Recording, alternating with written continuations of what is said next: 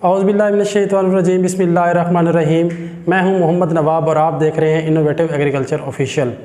आज की इस वीडियो में हम बात करने वाले हैं तिल की फसल के ऊपर। लेकिन नाजरीन, वीडियो स्टार्ट करने से पहले मैं आपको ये बताता चलूँ, जैसा कि आप जानते हैं कि मौसमियाती तब्दीलियों की वजह से कपास की कोई खातिर ख़्वाह पैदावार नहीं आ रही, इसलिए हमारे जो फार्मर्स का रुझान है वो मकई की तरफ ज़्यादा है। लेकिन अगर हम मकई की फसल की भी बात करें तो वो काश्त जाके होगी जुलाई की 15 तारीख को या फिर अगस्त के स्टार्ट में होगी।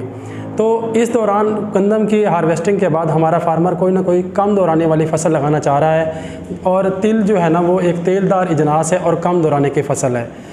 तो सबसे पहले हम बात करेंगे कि तिल की फसल के लिए ज़मीन का इंतखाब, ज़मीन कैसी होनी चाहिए। तो ज़मीन के इंतखाब करते वक्त हम इस बात का ख्याल रखना चाहिए कि हमें मैरा ज़मीन का इंतखाब करना चाहिए, और ऐसी मैरा ज़मीन जिसमें पानी जज़ब करके नमी को बरकरार रखने की सलाहियत मौजूद हो। हरगिज़ चिकनी ज़मीन का या क्लेई सॉइल का इंतखाब नहीं करना जिसमें पानी का ठहराव ज़्यादा हो। अगर पानी का ठहराव ज़्यादा होगा या बारिशें ज़्यादा हो जाएंगी या ओवर इरिगेशन हो जाएगी तो उससे हमारी फसल मुरझाना शुरू हो जाएगी और पौधे मरना स्टार्ट हो जाएंगे। अगर हम तिल की वैरायटियों की बात करें तो तिल की दो वैरायटियाँ इस वक्त मार्केट में बड़ी टॉप पे हैं, एक TH6 है और एक TH5 है।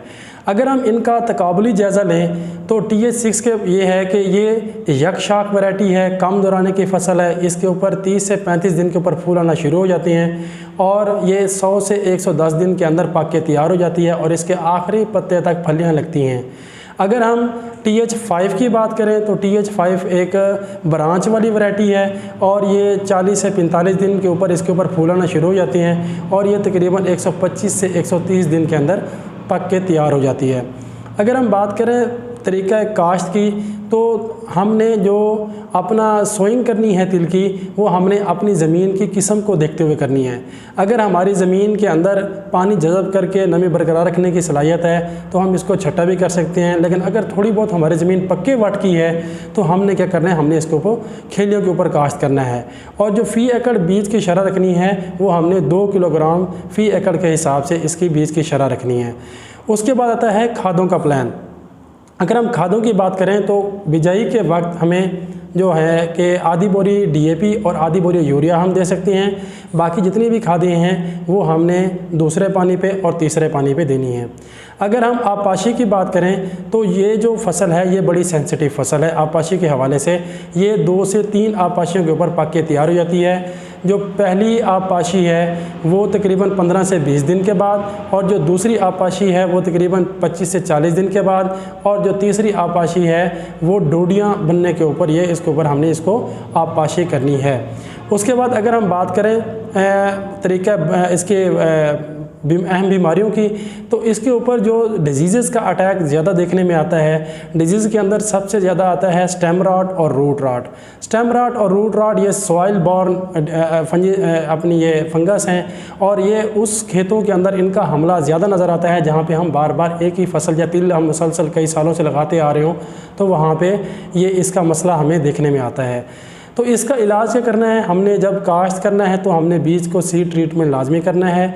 दूसरे नंबर पे अगर इसकी अलामात शो होती हैं, कुछ पौधे मुरझाती हैं, तो फिर हमें थायोफेनेट या कॉपर ऑक्सीक्लोराइड हमने फ्लड करना है। कॉपर ऑक्सीक्लोराइड हमने 1 kg पर एकड़ फ्लड करना है और थायोफेनेट 500 ग्राम फ़ी एकड़ के हिसाब से हमने फ्लड करना है। दूसरा इसका सबसे जो अहम मसला है वो है विल्ट का। विल्ट एक ऐसा प्रॉब्लम है जिसको उर्दू में हम कहते हैं, आम हरफुल आम हमारे किसान भाई कहते हैं जड़ का गलना। ये भी एक फंगस है, ये भी अगर हम बार बार फसल लगाएंगे तो इसका मसला आएगा।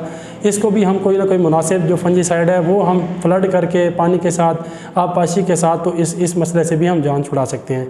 सबसे जो अहम और सबसे जो ज़्यादातर जो पिछले चंद सालों में मसला देखने से आ रहा है वो आ रहा है तिल का बटूर। जो तिल का बटूर है ये माइकोप्लाज्मा एक वायरस है जिसको रस चूसने वाले कीड़े सबसे ज़्यादा जो सब्ज़ तेला है इसको ट्रांसमिट करता है। अगर हम इसका बर वक्त तदारुक नहीं करेंगे तो जो हमारी फसल है वो बटूरनुमा हो जाएगी और हमारी पैदावार में खातिर खा कमी आ जाएगी।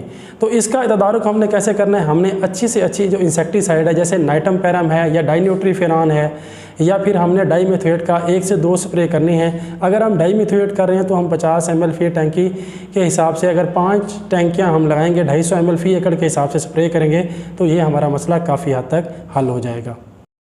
तिल की फसल के बारे में कोई भी मालूमात पूछनी है, वैरायटी के हवाले से, उसकी बीमारियों के हवाले से, आप पाशी के हवाले से, खादों के प्लान के हवाले से, तो आप कमेंट सेक्शन में कमेंट करके ज़रूर पूछ सकते हैं और इंशाल्लाह आपको जवाब दिया जाएगा। तब तक के लिए इतना ही। अल्लाह हाफ़िज़।